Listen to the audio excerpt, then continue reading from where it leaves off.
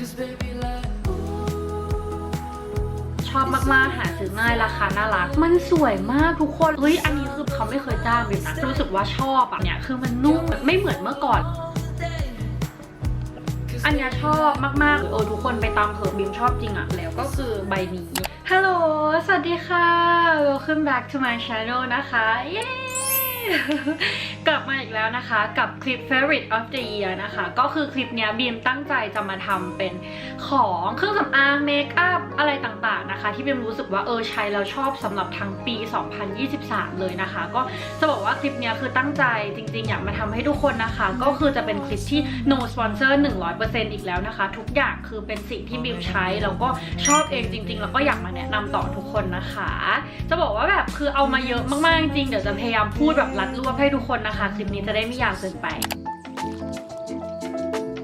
อย่างแรกนะคะมาเริ่มที่หมวดหมู่ของสกินแคร์กันก่อนคือจริงๆแล้วสกินแคร์ของบีมในปีนี้นะคะมีอยู่ไม่กี่ตัวเพราะว่าหลายๆตัวที่บีมเคยพูดไปในคลิปที่แล้วเนี่ยบีมก็ยังใช้อยู่นะคะก็เลยอยากจะเอาแค่ตัวที่แบบไม่ค่อยได้พูดถึงสำหรับปีที่แล้วนะคะมาพูดในคลิปนี้เนาะก็คือตัวแรกนะคะที่บีมได้เพิ่งลองใช้ในปีนี้นะคะแล้วบีมรู้สึกว่าชอบและทั้งหมดเราจะซื้อใหม่เนี่ยก็คือตัวนี้เลยอันนี้ก็คือจะเป็นของ Drunk Elephant นะคะเขาจะเป็นตัว B Hydra Intensive Hydration Serum นะคะคือจะเป็นแบบตัวที่ช่วยเรื่องความชุ่มชื้นสำหรับบีมขอบอกก่อนคือบีมเป็นคนที่ผิวแห้งค่อนข้างมากเลยแหละก็ส่วนใหญ่แล้วผลิตภัณฑ์ที่บีมใช้นะคะก็คือจะเหมาะกับคนผิวแห้งมากกว่านะคะก็คืออันนี้บีมรู้สึกว่าเขาเติมความชุ่มชื้นให้ดีมากๆแบบตื่นมาแล้วหน้ายังฉ่ำยังอิ่มฟูอะไรแบบนี้อยู่นะคะก็รู้สึกว่าแต่งหน้าติดโทนมากขึ้นด้วยสำหรับตัวนี้นะคะแล้วก็มีอีกตัวหนึ่งของ Drunk Elephant เหมือนกันแต่ว่าตลับใหญ่บีมหมดแล้วก็อันนี้จะเป็นอันที่พกพานะคะก็คือจะเป็นโปรตีนี่นะคะเขาจะเป็นแบบฝาสีเขียวๆแบบนี้ทุกคนบีมว่าหลายๆคนน่าจะรู้จักเพราะเขาค่อนข้างดังบีมใช้คู่กันรู้สึกว่าดีมากขอพูดถึง cleansing กันก่อนนะคะ cleansing ที่บีมชอบในปีนี้นะคะก็คือจะเป็นของอันนี้เลยจะเป็นของ Clinique Take the Day Off นะคะข้างในเขาจะเป็นแบบนี้ทุกคนสีดำๆแบบนี้แล้วดูสภาพคือใช้จริงเราก็จะหมดแล้วอันนี้คือกระปุกที่2ของบีมนะคะมันดีตรงที่บีมรู้สึกว่าเขาอ่อนโยนแล้วก็ล้างเครื่องสำอางเราได้หมดจดแล้วระหว่างล้างหรือตอนที่บีมล้างออกแล้วเนี่ยก็รู้สึกว่าเขายังเก็บความชุ่มชื้นได้อยู่ไม่แห้งไม่ฝืดนะคะบีมก็เลยใช้ต่อมาเรื่อยๆแล้วบีมชอบที่แบบเขาเป็นความสีดำเวลาล้างหน้าจะดำๆไม่รู้เป็นความชอบส่วนตัวนะคะก็ใครที่หาคลีนซิ่งอยู่นะคะนี้บีมรู้สึกว่าควรค่าแก่การตำแล้วก็สำหรับสกินแคร์อีกตัวหนึ่งนะคะคือไม่รู้ทุกคนจะแบบว่าดูจนเบื่อหรือเปล่าสำหรับตัวนี้แต่ก็คือฮาดะลาโบสีทองอันนี้นี่เองนะคะคือบีมพูดแบบปีที่แล้วบิมก็พูดแล้วคลิปนี้บิมก็ตัดสินใจเอามาพูดใหม่นะคะเพราะว่าใช้ทุกวันแล้วก็ยังคงใช้อยู่จริงๆแล้วใช้มาตั้งแต่ไฮสคูลแล้วอย่างที่เคยบอกไปในหลายๆบล็อกก็จะได้เห็นบิมใช้ฮาดะลาโบนะคะรู้สึกว่าถูกจริตมากๆใช้แล้วไม่แพ้แล้วคือมันเป็นน้ำตกที่แบบว่าให้ความชุ่มชื้นทุกคนแล้วก็ช่วงไหนที่บิมแพ้อะไรสักอย่างเวลาบิมลองสกินแคร์ใหม่ๆหรือว่าไปแต่งหน้าหรืออะไรเงี้ยแล้วสิวขึ้นบิมจะหยุดใช้ทุกตัวแล้วจะใช้แค่ตัวนี้ตัวเดียวนะคะแล้วก็2-3 วันอย่างเงี้ยผิวบิมก็จะกลับมาเป็นเหมือนปกติเลยก็รู้สึกว่าตัวเนี้ยเป็นตัวที่ขาดไม่ได้แบบขาดไม่ได้เลยจริงๆทุกวันเช้าเย็นต้องใช้ตัวนี้นะคะโอเคงั้นมาต่อกันที่เมคอัพนะคะคือเมคอัพมีหลายตัวมากในปีนี้ที่อยากจะแนะนำนะคะก็มาเริ่มที่คูชั่นกันก่อนเลยละกันคูชั่นที่บิมอยากหยิบมาพูดในคลิปนี้นะคะก็คือคูชั่นของ Laneige น่าจะได้เห็นบิมใช้ในหลายๆคลิปเพราะบิมบอกแล้วว่าบิมใช้จริงแล้วก็รีวิวจริงนะคะเขาจะเป็นตัวรุ่นสีชมพูแบบนี้นะคะสีที่บิมใช้จะเป็น 21N ถ้าบิมจำไม่ผิดนะคือบิมรู้สึกว่าตัวเนี้ยเขาจะมีความแบบทำให้ผิวโกลวี่มากแต่ว่ายังมีความปกปิดนิดหน่อยอยู่นะคะสำหรับใครที่ไม่ได้มีปัญหาผิวเยอะแล้วก็แดดประเทศไทยเอาอยู่บิมว่าตัวนี้นะเวลาบิมใช้ก็คือบิมไม่ได้เซ็ตแป้งเพิ่มนะคะตัวเนี้ยตอบโจทย์กับอีกตัวหนึ่งคูชั่นที่อยากนำมาพูดถึงนะคะก็คือไม่ใช่สีชมพูเหมือนกันเลยอันนี้นะคะก็คือจะเป็นของ Clio บิมใช้สี2 BP นะคะคือเขาจะเป็นรุ่น Clio Q Cover Mesh Glow Cushion นะคะจะเป็นรุ่น Glow คือบิมถามหลายๆคนบางคนบอกว่าสำหรับตัวเนี้ยใช้กับแดดประเทศไทยแล้วผิวเขามันเกินไปต้องซับแป้งหรือมันเยิ้มระหว่างวันอะไรอย่างเงี้ยแต่ว่าสำหรับบิมไม่เจอถ้าเกิดว่าเป็นคนหน้ามันอันนี้ไม่แนะนำแต่ถ้าเป็นคนหน้าแห้งใครที่กลัวเยิ้มก็ใช้วันที่เราแบบไม่ได้ต้องออกไปoutdoorอาจจะไปเดินห้างเล่นๆอะไรเงี้ยคือผิวสวยมากแต่บิมรู้สึกว่าตัวเนี้ยจะปกปิดมากกว่าแล้วก็ ไม่ค่อยเยิ้มเท่าตัวนี้แต่ส่วนตัวใช้ตัวนี้บ่อยกว่าเพราะว่าชอบความแบบผิวโกลว์แล้วตัวบีมไม่ได้ต้องเน้นความปกปิดอะไรนะคะก็เลยรู้สึกว่าใช้อันนี้บ่อยกว่าแต่ตัวนี้ก็ชอบเหมือนกันแล้วก็มาต่อที่คอนซีลเลอร์นะคะคือจริงๆมีคอนซีลเลอร์หลายอันมากที่แบบอยู่ในกระเป๋าเครื่องแต่งหน้าแล้วบีมก็ชอบนะคะตัวนี้เคยพูดไปแล้วเนาะส่วนอันนี้ก็คือจะเป็นของ Bobbi Brown สี Warm Ivory นะคะค่อนข้างเข้มบีมจะเอาไว้แต้มแบบจุดถ้าสมมติว่ามีรอยบนหน้าผากอะไรเงี้ยจะใช้เป็น Bobbi Brown ตัวนี้นะคะก็คือ Skin Full Coverage รู้สึกว่าปกปิดติดทนนะคะแต่ที่อยากจะมาพูดถึงก็คือจะเป็นคอนซีลเลอร์ของ Jovina คือจริงๆแล้วบีมจะไม่ค่อยแบบเปิดใจใช้อะไรใหม่ๆเท่าไหร่แต่ว่าอันเนี้ยตั้งแต่ที่ได้ลองนะคะก็รู้สึกว่าเฮ้ยชอบจริงคือมันปกปิดได้ดีแล้วเขาจะเป็นรุ่น All Perfect Cover Concealer นะคะแล้วก็บีมชอบที่หัวตรงเนี้ยเขาจะมีเป็นความแบบฟองน้ำเวลาที่เราแต้มหรือช่วงไหนที่บีมมีรอยสิวแล้วไม่มั่นใจเนี่ยบีมจะพกแค่อันนี้ถ้าเกิดว่าแบบมันหลุดแป้งเราหลุดหรือคุชชั่นเราหลุดนะคะบีมก็จะแค่แบบแต้มเข้าไปแล้วก็ใช้ฟองน้ำเนี่ยตบแค่นั้นจบเลยคือรู้สึกว่าปกปิดติดทนนะคะแล้วก็แบบมันดีอ่ะสำหรับใครที่มีรอยสิวอะไรเงี้ยแต่ว่าถ้าใต้ตาบีมจะยังคงใช้ตัวของ Tarte Creaseless อยู่นะคะก็คือจะเป็นสี 10N สีแฟร์นะคะอันนี้ใช้สำหรับใต้ตาแต่อันนี้ไว้ใช้สำหรับแบบปกปิดพวกรอยต่างๆบนหน้าแล้วก็มาถึง Eye Palette นะคะคือพาเลตที่บีมอยากยกให้จริงๆเลยในปีนี้แล้วบีมรู้สึกว่าตอบโจทย์มากๆใช้เวลานานกว่าที่จะเจอพาเลตที่บีมจะแบบสามารถใช้ได้ทุกวันนะคะก็คืออันนี้เลยทุกคนคือเขาจะเป็นพาเลตของ Clio นะคะบีมรู้สึกว่าน่าจะเป็นรุ่นใหม่ที่เพิ่งออกในแบบไม่กี่เดือนป้าหรืออาจจะเป็นครึ่งปีหลังของปี 2023 นะคะแต่ตั้งแต่บีมได้มาบีมพกติดกระเป๋าทุกวันแล้วก็ใช้แทบจะทุกวันเลยนะคะของบีมจะเป็นสี 02 Rose Connect คือจริงๆบีมไปเห็นตอนที่บีมไปเกาหลีแล้วบีมก็ชอบมากๆแต่ว่ามันหมดแบบหมดเลยบีมตามหาในโอลิฟยังทุกสาขาอย่างเงี้ยที่บีมเจอก็คือไม่มีเลยบีมเลยต้องกลับมากดในเว็บที่ไทยเอานะคะเขาจะเป็นสีที่เขาบอกก่อนมันเป็นสีแบบคือจะเป็นค่อนข้างชมพูมันตอบโจทย์ใน everyday look ของบีมวันนี้บีมก็ใช้อยู่คือเขาจะมีสีอ่อนแบบตรงนี้ใช่ป่ะแล้วก็สีเข้มจะมีตรงนี้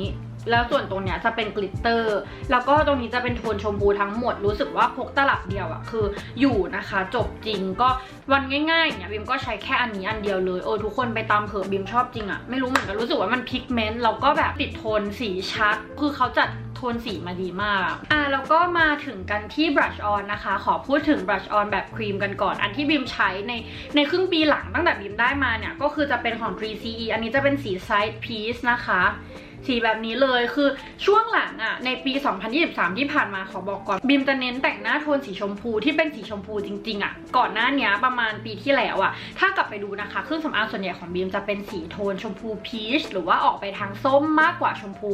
ที่ติดแดงนึกออกป่ะแต่ว่าปีนี้บีมจะไปทางชมพูแบบชมพูเลยก็รู้สึกว่าไม่รู้เหมือนกันแต่ว่าชอบแล้วก็คือมันเทรนด์มันแบบมาด้วยแบบคูลโทนอะไรอย่างเงี้ยส่วนใหญ่เครื่องสำอางของบีมก็จะเป็นแนวคูลโทนสีชมพูอะไรแบบนี้นะคะก็อันนี้คือดีรู้สึกว่า glowy ทุกคนคือไม่ได้เป็นรุ่นแมตต์นะคะใช้แล้วผิวจะแบบดูโกลว์เหมือนเราทาไฮไลท์ด้วยนิดนึงก็รู้สึกว่าชอบแต่เขาไม่ได้มีชิมเมอร์นะอันนี้คือคุ้มค่าติดทนด้วยสีสวยก็อีกอันนึงนะคะก็คือของเซซานเน่นะคะเขาจะเป็น brush on กับไฮไลท์แบบครีมซึ่งบีมเห็นคนรีวิวเยอะมากคนพูดถึงเยอะ402นะก็จะออกโทนชมพูมันจะเป็น brush on แบบครีมที่มีกลิตเตอร์บีมจะเอาไว้เติมแบบตรงหน้าแก้มตรงนี้2ข้างแล้วก็อันนี้จะเป็นไฮไลท์แบบครีมก็คือใช้ร่วมกันไปเลยไฮไลท์บีมก็จะปัดตรงที่ไฮไลท์ปกติแล้วก็ตรงปลายจมูกนะคะรู้สึกว่าบีมชอบที่เขามาในตลับเดียวกันแล้วเวลาเราพกพาไปไหนอะไรอย่างเงี้ยมันก็พกง่ายคือบีมเป็นคนที่เดินทางบ่อยมากเครื่องสำอางหลายๆอย่างที่บีมใช้จริงๆก็จะต้องเป็นแบบพาเลตเล็กๆที่เขามาด้วยกันแล้วมันครบจบแล้วอะไรอย่างเงี้ยไอ้พาเลตใหญ่ๆบีมจะไม่ค่อยได้ใช้เท่าไหร่เพราะว่าส่วนใหญ่บีมจะแต่งหน้าในรถเวลาบีมทำอะไรอย่างเงี้ยคือเพราะชีวิตมันเร่งรีบมากเลยทุกคนน้อยวันที่จะได้นั่งแต่งหน้าบนโต๊ะเครื่องแต่งหน้าข้างหลังนะคะแล้วตรงโต๊ะเครื่องแต่งหน้าก็คือจะเป็นแบบพวกพาเลตใหญ่ๆหรือแบบอะไรที่มันพกพาไม่ค่อยสะดวกอันเนี้ยบีมหยิบมาให้ดูจากไหนรู้ปะจากในเมคอัพแบ็คของบีมเองทุกอย่างคือใช้จริงๆนะทุกคนมาต่อกันก่อนไม่อยากพูดเยอะเพราะว่ากลัวแบบคลิปยาวเป็น brush on แบบ แบบฝุ่นกันบ้างอันนี้คือต้องยกให้เพราะว่าใช้มาทั้งปีใช้มานานมากแล้วคือใช้ทุกวันอะทำใจเปลี่ยนไม่ได้เลยคือลองเปิดใจแล้วเพราะว่ารู้สึกว่าไม่อยากใช้เครื่องสำอางเดิมๆทุกวันอะไรอย่างเงี้ยแต่ว่าอันนี้คือเปลี่ยนเท่าไหร่ก็ต้องกลับมาใช้เขานะคะก็คือของ The CQ นะคะอันนี้จะเป็นสี05นะคะคือเขาจะเป็นบูโทนนะคะก็คือสีชมพูแบบนี้2อันอันนี้ชมพูเข้มขึ้นมาหน่อยแล้วก็จะมีสีม่วงตรงนี้ทุกคนคือมันดีมากทุกคนต้องไปซื้อนะอันนี้จริงๆเป็นอย่างนี้เป็นปัดไปแล้วอะแต่แบบสีเขาน่ารักมากก็ไก่ล้านตัวอยากให้ทุกคนไปซื้ออันนี้คือตอบโจทย์แล้วบิมใช้ทุกวันพกทุกวันวันไหนอยากปัดแก้มสีม่วงก็ใช้สีม่วงธรรมดาแต่ว่าส่วนใหญ่แล้วบิมจะใช้2สีนี้ผสมกันนี่ซึ่งมันก็คล้ายๆกันแต่บิมก็ไม่รู้เหมือนกันก็ปัดไปนะคะออกมาคือสวยจึ้งแล้วก็อีกอันนึงมาแนะนำเป็นพาเลตนะคะหลายๆคนน่าจะได้เห็นบิมใช้เพราะบิมใช้บ่อยมากๆก็คือจะเป็นของ Charlotte Tilbury นะคะคือเขาจะเป็นแบบนี้พาเลตที่มีบรัช2สีแล้วก็2อันเนี้ยจะเป็นไฮไลท์คือเขาจะออกชมพูแบบชมพูอันนี้จะเป็นชมพูตุ่นๆแล้วก็ไฮไลท์สีเหลืองกับไฮไลท์ที่ออกสีชมพูไม่ใช่สีเหลืองสีทองกับไฮไลท์สีชมพูนะคะรู้สึกว่าสีเขาละมุนมากแล้วคือมันใช้ได้ทุกสีจริงๆบิมปัดแบบวนไปเลยแล้วก็ชอบที่ไฮไลท์เขาเป็นเนื้อละเอียดมันทำให้ผิวเราดู glowy แล้วทำให้ผิวเราดูป๊อปมากขึ้นนะคะอันนี้แต่ว่าไม่ค่อยได้ใช้เพราะว่าอย่างที่บอกไปบิมไม่ได้พกน้องเขาไว้ในกระเป๋าเครื่องสำอางมันหนักทุกคนแพคเกจจิ้งเขาค่อนข้างที่จะหนักบิมจะเอาไว้ในโต๊ะนะคะวันไหนที่บิมแต่งหน้าอยู่บนโต๊ะอย่างเงี้ยก็คือจะใช้น้องเขาตลอดแล้วก็เป็นคอนทัวร์นะคะอันนี้คือต้องยกให้จริงๆบิมไม่แน่ใจว่าปีที่แล้วได้พูดถึงหรือเปล่าแต่ถ้าพูดถึงแล้วก็ปีนี้อยากพูดใหม่เพราะว่ายังใช้อยู่ก็คือ Fenty Beauty อันนี้จะเป็นสี Amber นะคะ01เป็นคอนทัวร์สติ๊กที่แบบธรรมชาติมากแล้วคือไม่เคยเจอคอนทัวร์สติ๊กที่เป็นสีได้ขนาดเนี้ยคือพอเบลนด์ปุ๊บมันเป็นเหมือนเงาบนหน้าเราไปเลยทุกคนคือชอบมากอันนี้ขอลองนับไปตามเลยคนที่กำลังมองหาคอนทัวร์สติ๊กนะคะสี Amber ของ Fenty Beauty นะทุกคนใช้ง่ายเกลี่ยง่ายบิมจะชอบอย่างนี้2ข้างแล้วก็แบบบางวันถ้าจะคอนทัวร์กรอบหน้าก็อย่างนี้เลยเบลนง่ายจริงๆแค่ใช้มืออย่างเงี้ยก็คือกลืนไปกับผิวเลยนะคะแล้วก็มาถึงคอนทัวร์ไฮไลท์แบบที่เป็นพาเลตนะคะคือบิมขอแนะนำอันนี้ได้ปะเอาจริงขอสารภาพบิมเจออันเนี้ยมาจาก TikTok คือบิมเห็นคนจีนใช้เยอะมากๆแล้วก็มีแบบคนไทยมารีวิวนู่นนี่นั่นอะไรอย่างเงี้ยแล้วบิมเห็นมาบิมก็เลยกดมาคือจะเป็นของ Judy Doll นะคะแล้วอันนี้เป็นสีอะไร01คือบิมมากดมาเล่นๆมันประมาณแบบ400จำไม่ได้ว่าเท่าไหร่แล้วคือในตลับเขานะทุกคนจะให้ดู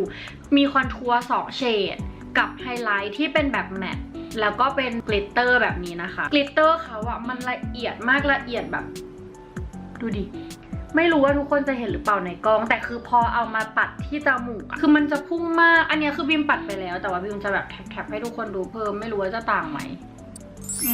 อันนี้ชอบมากๆแล้วก็สีคอนทัวร์ของเขาคือเป็นสีที่ค่อนข้างที่จะธรรมชาติไม่ได้ธรรมชาติมากขนาดนั้นแต่ว่าก็ถือว่าธรรมชาตินะคะอันนี้คือบิมใช้ทุกวันพอบิมลงเฟนตี้อันนี้เสร็จนะเป็นเงาบิมก็จะมาลงเป็นแบบตัวฝุ่นอันนี้ทับไปนะคะก็รู้สึกว่ามันทำให้หน้าดูละมุนขึ้นหน้าดูมีมิติขึ้นอย่างจมูกอย่างเงี้ยคือเราคอนทัวร์ไปมันก็จะดูหน้าเปลี่ยนไปเลยนะแล้วก็อีกไอเทมหนึ่งนะคะที่อยากมาแนะนำคือไม่รู้ว่าจะถูกใจทุกคนมากน้อยแค่ไหนแต่ว่าอันเนี้ยมันจะเป็นแบบมัลติบาล์มของคาฮีนะคะซื้อที่เกาหลีเป็นบาล์มสติ๊กอย่างเงี้ยทุกคนแล้วก็เวลาทาไปมันจะทำให้ผิวเราglowy ไม่ได้ทาได้แค่หน้านะคือทาเล็บทาปากทาผมอะไรเงี้ยทาข้อศอกเงี้ยคืออันเนี้ยใช้ได้หมดเลยบิมรู้สึกว่ามันอเนกประสงค์ดีนะคะแล้วบิมก็ใช้มาสักพักตอนบิมไปญี่ปุ่นบิมใช้ทาตรงจมูกกับแก้มทุกวันไหนที่หน้าลอกเนี่ยบิมก็จะใช้อันนี้นะคะอันเนี้ยคือช่วยบิมได้เยอะมากๆหลักๆคือเขาจะทำให้แบบมัน glowy glassy บิมทาให้ตรงคางให้ดูปะเนี่ยบ้าบนมือเราจะมีความแบบ glowy มากขึ้นแต่อย่าใช้ทั้งหน้าในประเทศไทยเพราะว่ามันจะมันเกินไปแล้วแบบบ้านเราร้อนวิมแนะนำสำหรับใครที่เฮ้ยไปต่างประเทศแล้วหน้าแห้งหน้าลอกอะไรอย่างเงี้ยสีชมพูแบบนี้จริงๆเขามีหลายสูตรเลยก็ไปลองดูกันแล้วก็ไฮไลท์อีกอันนึงที่อยากแนะนำนะคะคือของอันนี้ทุกคน Rare Beauty อันนี้จะเป็นสี Enlighten นะคะนี่น้องเป็นอย่างนี้แล้วคือพุ่งมากพุ่งแบบพุ่งมากเวลาบิมใช้บิมจะใช้แค่นิดเดียวแบบแตะนิดเดียวแล้วก็เอามาทาตรงหัวตาตรงนี้หรือแบบบนป ากค้างอะไรอย่างนี้นะคะเขาจะพุ่งแบบพุ่งจริงๆคือไม่ธรรมชาตินะแต่ว่าทำให้หน้าดูมีมิติมากวันที่บิมต้องไปถ่ายรูปอะไรเงี้ยบิมใช้ตัวนี้ตลอดมาถึงอายไลเนอร์นะคะน่าจะเป็นอะไรที่แบบคนถามบิมมาเยอะมากที่สุดแล้วจริงๆคือปีที่แล้วบิมพูดถึง Lily by Red ไปนะคะคือจะเป็นอันนี้แต่ว่าในปีนี้บิมได้เจอลูกรักที่แบบว่ารักเหมือนกันรักมากรักเท่ากันได้ปะก็คือสลับกันใช้แต่ว่าช่วงหลังคือแอบใช้อันนี้มากกว่าเพราะรู้สึกว่าติดทนมากกว่าแล้วหลังๆบิมน้ำตาชอบไหลออกจากตาเพราะว่าเหมือนพอทำเลสิกตามันแห้งใช่ปะแล้วถ้าบิมจ้องอะไรนานๆอย่างเงี้ยบางทีมันจะแบบน้ำตาไหลนิดนึงทุกคนแล้วก็อายไลเนอร์บิมอาจจะชอบเลอะนะคะแล้วก็หลุดไปบางทีบิมก็เลยไปหาอายไลเนอร์ใหม่ที่แบบมัน waterproof มากๆแล้วรุ่นเนี้ยชื่ออะไรรู้ปะ super waterproof คือจริงๆเขาจะมีอีกรุ่นหนึ่งที่ชื่อว่า waterproof ธรรมดาแต่อันเนี้ยเป็น super บิมเลยแบบโอเคเอามาลองแล้วถูกใจมากคือติดทนจริงของ Heroin Make นะคะทุกคนรุ่น super waterproof เท่านั้นแล้วอันเนี้ยเป็นสี dark brown which is like เกือบ black แล้วไม่ได้ brown ขนาดนั้นแต่มีอีกสีหนึ่งที่เป็นสี light brown อันนั้นบิมยังไม่ได้ลองแต่ว่าซื้อมาตุนไว้จากญี่ปุ่นนะคะวันนี้บิมก็ใช้อันนี้เหมือนกันคือมันก็ค่อนข้างที่จะดำเลยแล้วบิมรู้สึกว่ามันไม่ได้ดำขนาดสีดำเนอะว่ามันทำให้หน้าเราดูซอฟต์ขึ้นลงมานิดนึงในระดับหนึ่งนะคะก็รู้สึกว่าอันเนี้ยตอบโจทย์ทุกคนอันนี้คือไปตามใครที่หาอายไลเนอร์ที่ติดทนเขียนคมแบบมันเขาเล็กมากเลยหัวเขาเล็กมากๆบิมรู้สึกว่าอันเนี้ยคือดีเลยแล้วบิมจะใช้อันนี้ต่อไปเรื่อยๆในส่วนของมาสคาร่านะคะก็คือยังเป็นตัวเดิมจะไม่พูดเยอะละกันเพราะว่าคลิปที่แล้วพูดถึงน้องเขาไปเยอะมากๆก็คือ Lily by Red นะคะสี black ก็คือ405นะทุกคนก็คือมาสคาร่าที่ปัดอยู่วันนี้แล้วก็ปัดทุกวันเพราะว่าไม่แพนด้าเลยมาถึงแบบว่าสิ่งต่างๆเกี่ยวกับใต้ตาของเรานะคะปีนี้นะคะเป็นอีกปีหนึ่งที่ Dolly Eye ถุงใต้ตานะคะมาแรงมากทุกคนคือใครที่ไม่แต่งแบบถุงใต้ตาเยอะก็คือเอามากเลยนะคะบิมก็อินไปกับเทรนด์นั้นด้วยนะคะวันนี้ก็คือเป็นไงจัดเต็มปะขอมาแนะนำเป็นเขาเรียกว่าอะไรเพนซิลที่เอาเป็นสีขาวที่เอาไว้ระบายนะคะอันนี้จะเป็นสีแมตต์ของยี่ห้อจิลลีนนะคะคือหาซื้อได้ที่ญี่ปุ่นแต่บิมว่าในแอปออนไลน์ต่างๆน่าจะมีหรือว่าจริงๆแล้วคือหลายๆแบรนด์ที่เป็นแบรนด์ไทยเลยหาซื้อได้ในไทยก็คือทำเหมือนกันแต่ขอมาแนะนำอันที่บิมใช้อยู่จริงๆนะคะคือเป็นสีขาวแมตต์แบบนี้ทุกคนเวลาทาไปนะคะคือจะทำให้ใต้ตาเราป๊อปมากขึ้นแล้วเป็นสีที่ธรรมชาติมากๆบิมทาอายแชโดว์เสร็จจะลงอันนี้ก่อนแล้วค่อยลงอายแชโดว์สีขาวทับใต้ตาอีกทีหนึ่งก็ทำให้ติดทนทั้งวันนะคะใต้ตาจริงๆคืออันนี้เลยขอแนะนำแบรนด์ไทยของเมลินดานะคะคือเขาจะเป็นอายแชโดว์สติ๊กแบบนี้นะคะคืออันนี้ติดทนเหมือนกันชอบมาก amazing มากจริงๆแบบ first impression ที่ใช้ในวันแรกที่ลองใช้วันนั้นจำได้เลยว่าแบบแต่งหน้าออกไปถ่ายงานตั้งแต่ตอนเช้าคือตอนเย็นกลับมากลิตเตอร์มันยังอยู่เลยแล้วก็ทำให้ใต้ตาเราป๊อปมากๆจริงๆนะคะใครที่ตามหากลิตเตอร์สติ๊กที่เอาไว้เขียนใต้ตาเขียนหัวตาอะไรอย่างเงี้ยอันเนี้ยดีแต่ว่ามันหลุดออกไปหมดแล้วบิมไม่รู้ว่าของบิมคือสีอะไรมันออกสีชมพูหน่อยทุกคนมาถึงกลิตเตอร์กลิตใจอีกอย่างหนึ่งนะคะ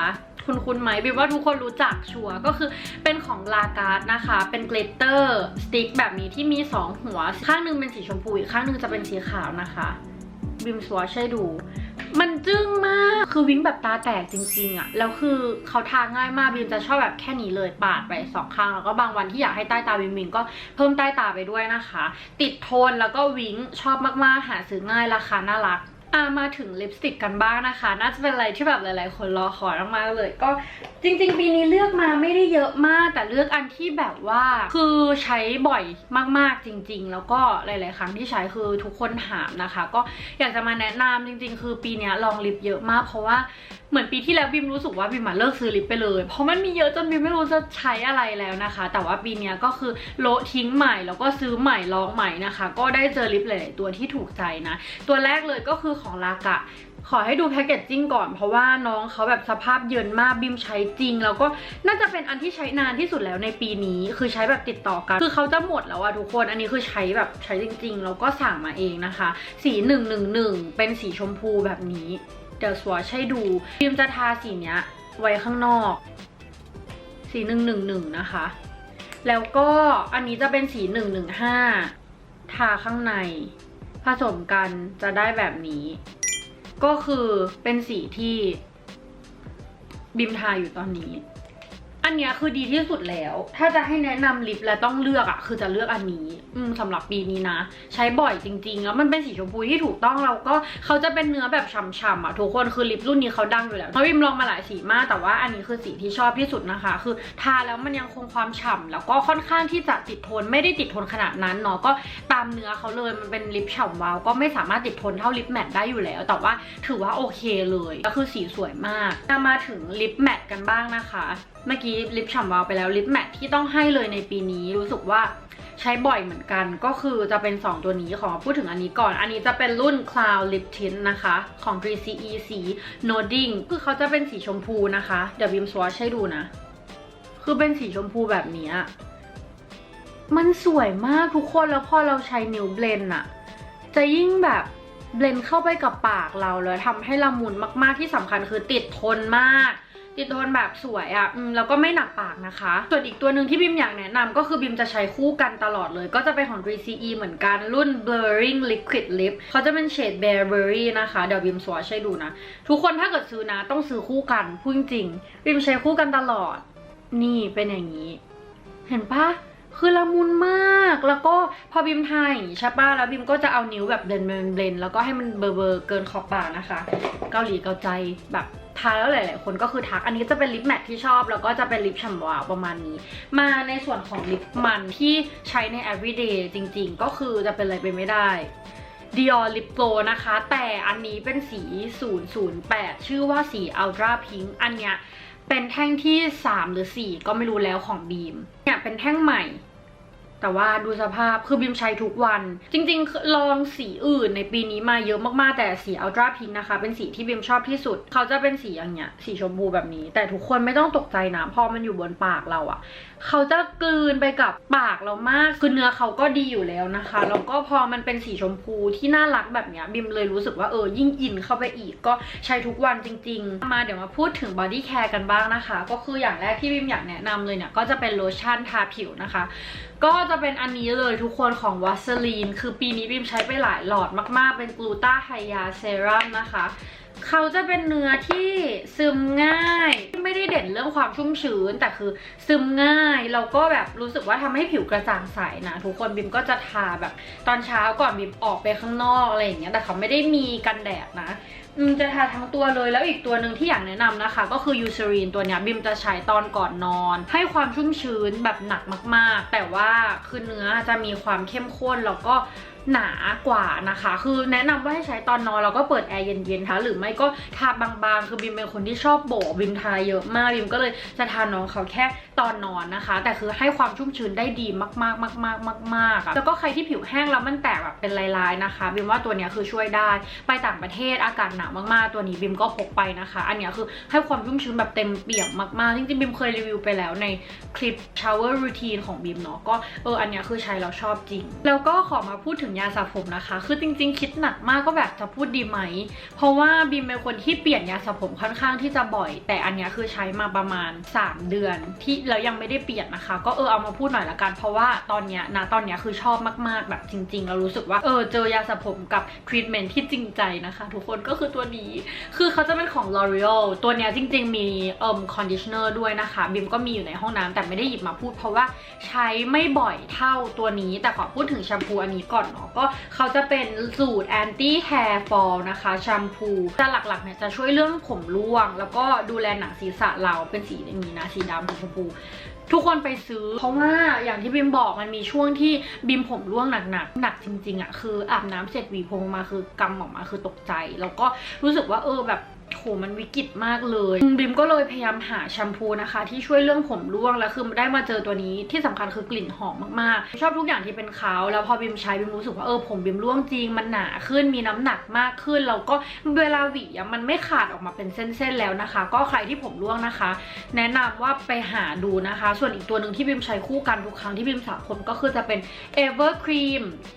คือเขาบอกว่าเป็น Deep Nourish Conditioner นะคะบิมจะบอกว่าอันเนี้ยคือเป็นครีมนวดที่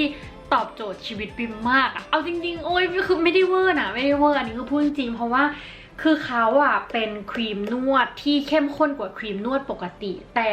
อะไรรู้ปะเขาเขียนมาเลยนะว่าไม่จำเป็นต้องหมักเอาไว้เหมือนครีมนวดปกติที่ควรจะไว้ 3-5 นาทีอันนี้คือไว้ 1-2 นาทีแล้วล้างออกได้เลยแล้วล้างออกง่ายมากง่ายกว่าครีมนวดปกติอะอันนี้คือเขาไม่เคยจ้างแบบนะ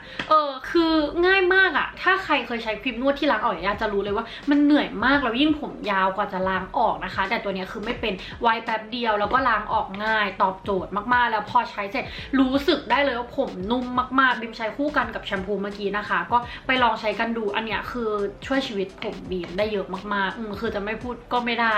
ชอบจริงๆแล้วก็ในส่วนของอีกอย่างหนึ่งนะคะที่ช่วยผิวบิมเหมือนกันนะคะก็คือ Bida Coffee Scrub คือหลายๆคนน่าจะเคยเห็นในคลิปที่บิมใช้ที่ผ่านๆมาเพราะว่าใช้จริงทุกอาทิตย์บิมจะใช้ประมาณ 1-2 ครั้งก็จริงๆ Bida Beauty เป็นแบรนด์ของบิมเองนะคะที่บิมทำกับพี่สาวเนาะจะเป็น Coffee Scrub ที่พวกเราอะปรับสูตรขึ้นมาแล้วก็เลือกแบบพยายามพัฒนาสูตรออกมาให้ตอบโจทย์ที่สุดนะคะแล้วตั้งแต่บิมได้เจอน้องบิมรู้สึกเลยว่าผิวเราดีขึ้นมากๆจริงๆแล้วก็ใช้ได้ทั้งหน้าทั้งตัวคือช่วงไหนที่บิมรู้สึกว่าผิวแห้งกร้านหรือว่าผิวไม่นุ่มไม่ใสนะคะบิมจะใช้ตัวนี้สครับเลยแล้วก็เวลามีสิวเซียนตรงจมูกอันเนี้ยก็คือบิมใช้แบบวนๆเบาๆนะคะตรงพวกสิวเซียนก็จะดีขึ้นแล้วก็มาร์คซิงเอาไว้บิมจะมาร์คซิงไว้ทั้งหน้าเลยก็คือช่วยได้เยอะมากๆจริงๆทุกคนอันเนี้ยใครที่มีปัญหาผิวหรือผิวไม่กระจ่างใสอยากให้ผิวนุ่มลื่นนะคะก็ลองใช้กันดูนะคือใช้ออกมาเห็นผลตั้งแต่ครั้งแรกเหมือนผิวเด็กหอมมากๆด้วยก็ไปลองใช้กันนะคะนี่มาในส่วนของที่มาร์คหน้านะคะปีนี้คือเป็นอีกปีหนึ่งที่แบบว่ามาร์คหน้าแบบระห่ำมากๆคือบิมลองเยอะมากแล้วก็รู้สึกว่าอินกับที่มาร์คหน้ามากขึ้นชอบลองอะไรใหม่ๆนะคะตัวที่โดนใจบิมเลยจริงๆก็คืออันนี้มาร์คหน้าของริจูรันนะคะคือเขาดังอยู่แล้วบิมเพิ่งมีโอกาสได้ใช้เมื่อไม่กี่เดือนหลังของปีนี้นะคะรู้สึกว่าชอบแต่บางคนก็รู้สึกว่าไม่ดีแพ้อะไรเงี้ยแต่ส่วนตัวคือบิมไม่เป็นแล้วบิมรู้สึกว่าหน้ามันเงาหน้ามันวาวขึ้นนะคะตื่นมารู้สึกว่าผิวมันอิ่มฟูมากขึ้นของอันนี้แต่ว่าต้องดูดีๆนะคือบางคนที่ไม่ถูกกับเขาก็คือแพ้ไปเลยบิมซื้อมาตุนเยอะมากๆใช้ประมาณอาทิตย์ละครั้งชอบแล้วก็มีที่มาร์คหน้าอีกอันนึงที่เป็นแบรนด์ไทยหาซื้อได้ไม่ยากนะคะก็คือของ Her Highness อันนี้จะเป็น Instant Glow Back Mask นะคะคือเอาไว้ประมาณ40 นาทีแต่คือเขาจะช่วยเรื่องสิวแล้วก็ทำให้แบบผิวใสนะคะสามารถใช้ก่อนแต่งหน้าก็ได้แต่ว่าบิมจะชอบใช้ก่อนนอนไม่รู้เหมือนกันแต่ว่ารู้สึกว่าดีนะคะมีที่มาร์คหน้าอีกอันนึงที่อยากไม่ใช่ที่มาร์คหน้านี่อย่างหนึ่งที่อยากแนะนำคือที่มาร์คเท้า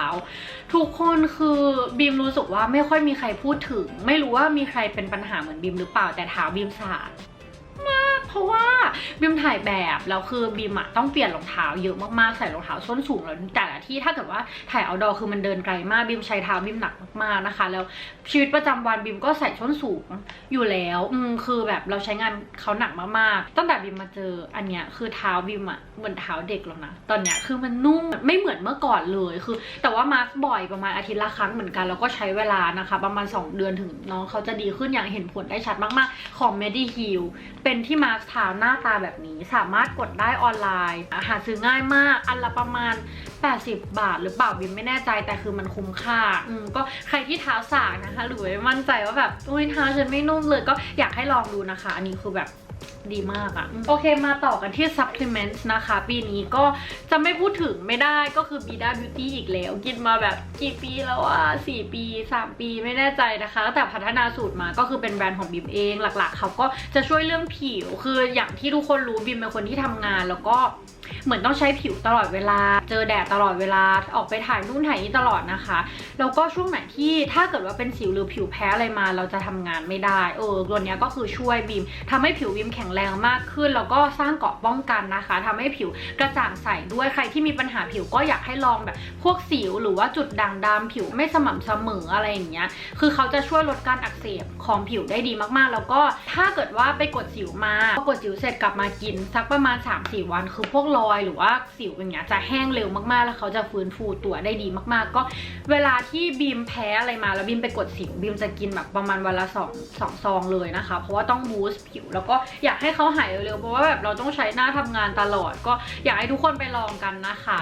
ไหนๆแล้วนะคะก็พูดถึงตัวสีชมพูไปแล้วขอมาพูดถึงตัวสีเขียวด้วยละกันเพราะว่าเพิ่งออกมาภายในปีนี้เลยนะคะแล้วก็เป็นตัวน้องใหม่ของ Bida เนาะก็จะเป็นชื่อว่า Pre Fibo เป็นกล่องคล้ายๆกันแต่ว่าเป็น สีเขียวแบบนี้นะคะทุกคนคือจะบอกว่าอันเนี้ยพัฒนาสูตรนานกว่าอันนั้นอีกรู้ป่ะคืออันเนี้ยตั้งใจทำมากๆแล้วเขาจะเป็นโปรไบโอติกพรีไบโอติกไฟเบอร์ที่รวมอยู่ด้วยกันแล้วส่วนตัวคือบิมกินเองประมาณอาทิตย์ละ2 วันแบบ2-3 วันแล้วแต่นะคะว่าวันไหนกินหนักคือหลักๆจะช่วยเรื่องหุ่นช่วยเรื่องการย่อยอาหารแล้วก็ทำให้แบบปรับสมดุลลำไส้ทำให้ลำไส้เราอะทำงานได้ดีมากขึ้นเป็นการเติมจุลินทรีย์ที่ดีเข้าไปนะคะก็ตอบโจทย์จริงๆคือจะช่วยเรื่องการขับถ่ายพอกินตอนกลางคืนปุ๊บตอนเช้ามาถ่ายแล้วก็พุงแบนเลยอันเนี้ยคือช่วยบิมได้มากแล้วก็เวลาไปต่างประเทศอย่างเงี้ยบิมก็จะพกไปนะคะเป็นซิปล็อกแบบนี้ทุกคนไปกี่วันบิมก็จะเอาไปตามวันนะคะทั้งสีชมพูและสีเขียวเลยก็คือช่วยได้เยอะจริงๆเรื่องการขับถ่ายเพราะเป็นคนที่แบบว่าขับถ่ายไม่ค่อยดีเท่าไหร่แต่ว่าพอผลิตพรีไฟโบมาแล้วก็มีเขาเข้ามาช่วยนะคะก็รู้สึกว่ามันดีขึ้นเยอะมากๆจริงๆเรื่องสกินแคร์เมคอัพนะคะก็จบไปแล้วขอมาพูดถึงแบบของใช้กระเป๋าอะไรอย่างนี้สักหน่อยละกันก็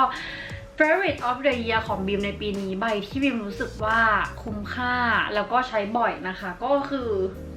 น่ารักใบนี้นะคะแล้วบีมมี2สีของ Stand Oil นะคะรุ่นนี้ไม่แน่ใจว่าชื่อรุ่นอะไรชับบี้ปะใช่ปะแต่ว่าคืออยากมาแนะนำสำหรับใครที่ต้องการกระเป๋าที่ค่อนข้างที่จะใหญ่คือเขาก็ใหญ่อยู่นะทุกคนแล้วคือมันใช้ได้แบบทุกวันเลยแล้วก็มีช่องใส่ของได้เยอะมากๆไม่แน่ใจว่าราคาประมาณแบบ4-5 พันหรือเปล่านะคะคือบิมใช้จริงวันที่แบบว่ารีบๆหรือไม่ได้คิดอะไรเยอะนะคะก็จะหยิบ2 ใบนี้ตลอดคือจริงๆบิมได้สีขาวมาก่อนแล้วใช้จนแบบสภาพน้อยไหวแล้วก็ค่อยได้สีน้ำตาลตามมานะคะรู้สึกว่าชอบมากแบบชอบมากๆเลยคือใช้บ่อยใช้คุ้มไปตามกันก็กระเป๋าแบรนด์เนมที่อยากแนะนำในปีนี้นะคะคือจริงๆบิมได้มาสักพักแล้วแต่ว่าเพิ่งเอามาใช้เรารู้สึกว่าน่าจะเอามาใช้ตั้งนานแล้วก็คือใบนี้คือจะเป็น Chanel Mini 22สีน้ำตาลที่บิมได้มาตอนที่บิมไปฝรั่งเศสนะคะตอนแรกบิมรู้สึกว่าแบบมันไม่ค่อยเข้ากับบิมไม่รู้รู้สึกว่าไม่ค่อยเข้ากับตัวเองแต่พอเอามาถือเล่นๆเอามาใช้แล้วรู้สึกว่าเฮ้ยชอบคือเขาจะมีสายแบบนี้นะคะที่แบบสามารถสะพายอย่างนี้ได้แล้วก็จริงๆเอาขึ้นไหล่ได้อย่างนี้แต่เขาก็จะมีสายยาวข้างในแบบนี้ที่สามารถ cross body ได้นะคะแต่ส่วนตัวคือบิมสูงแค่161ใช่ปะก็น้องเขาสายยาวไปสำหรับบิมก็เลยจะได้ถือแต่แบบนี้นะคะไม่รู้ว่าคุ้มไหมแต่คือเขาน่ารักแล้วก็ใส่ของได้เยอะกว่าที่คิดคือสามารถ fit everything ที่บิมจะพกพาในแต่ละวันได้แล้วก็ iPhone 14 Pro Max นะคะก็คือเข้าไปได้แบบง่ายๆเลยเข้ากับได้หลายลุคตอนแรกบิมรู้สึกว่าเฮ้ยสีน้ำตาลจะเข้ากับชุดยากหรือเปล่าแต่ว่าเอาเข้าจริงแล้วคือเขาก็ใช้ได้นะบิมก็ถือค่อนข้างที่จะบ่อยอยู่เหมือนกันนะคะสภาพน้องก็คือน่าสงสารแล้วก่อนจะจบนะคะขอมาแนะนำน้ำหอมหน่อยละกันก็น้ำหอม2 ตัวที่บิมเลือกเอามาพูดในปีนี้นะคะก็คือแน่นอนขอพูดถึงอันนี้ก่อนหลายคนน่าจะเคยเห็นบิมใช้ไปแล้วก็คือ Burberry คือนะคะเป็นแบบนี้เลยทุกคนอันเนี้ยคือเป็นกลิ่นที่บิมหยิบมาใช้ค่อนข้างบ่อยอันนี้บิมเพิ่งซื้อขวดใหม่นะดูดิใช้มาครึ่งขวดแล้วก็คือใช้เป็น everyday วันที่ออกไปข้างนอกสบายๆจริงๆบิมจะเปลี่ยนน้ำหอมในทุกๆวันแล้วแต่มูดของบิมในวันนั้นหรือสถานที่ที่บิมจะไปนะคะแต่ว่าตัวเนี้ยก็มาสังเกตตัวเองรู้สึกว่าหยิบตัวนี้มาบ่อยที่สุดหอมแล้วก็อีกตัวหนึ่งนะคะที่เพิ่งได้มาในครึ่งปีหลังแล้วรู้สึกว่าถ้าหมดคือจะซื้อต่อแน่ๆก็คือของ Narciso นะคะ For Her กลิ่นมันเป็นกลิ่นใหม่ทุกคนคือจริงๆบิมจะมีอันที่เป็นกลิ่นแรกของเขาที่เป็นขวดสีชมพูใหญ่ๆอยู่แล้วบิมชอบบิมเห็นเขาออกอันนี้มาก็เลยลองซื้อมาใช้นะคะแล้วก็ชอบจริงๆคือชอบมากๆชอบกว่าอันสีชมพูอีกเขาจะเป็นกลิ่นดอกไม้มีความดอกมะลินิดนึงแล้วก็ออกวานิลาด้วยไปลองดมกันคือน้ำหอมบิมว่าต้องลองดมเพราะว่าเทสแต่ละคนหรือความชอบแต่ละคนไม่เหมือนกันแต่อันนี้คือส่วนตัวบิมชอบมาก2ตัวนี้หยิบมาใช้บ่อยมากๆที่สุดโอเคสำหรับคลิป Favorite of the Year 2023 ของบิมก็จะประมาณนี้นะคะคือของทุกอย่างที่บิมเอามาพูดคือบิมใช้จริงๆแล้วก็อยากมาบอกต่อจริงๆนะคะไม่รู้ว่าลืมอะไรหรือเปล่าเพราะว่ารู้สึกว่าของเยอะมากจริงๆก็อยากจะขอบคุณทุกคนที่ติดตามกันมานะคะแบบทั้งปีนี่ก็คือจะเป็นคลิป Favorite ของบีมคลิปที่2แล้วในช่องบีมนะคะบีมก็อย่างที่บอกไปปีนี้นะคะเดี๋ยวจะตั้งใจทำคลิปให้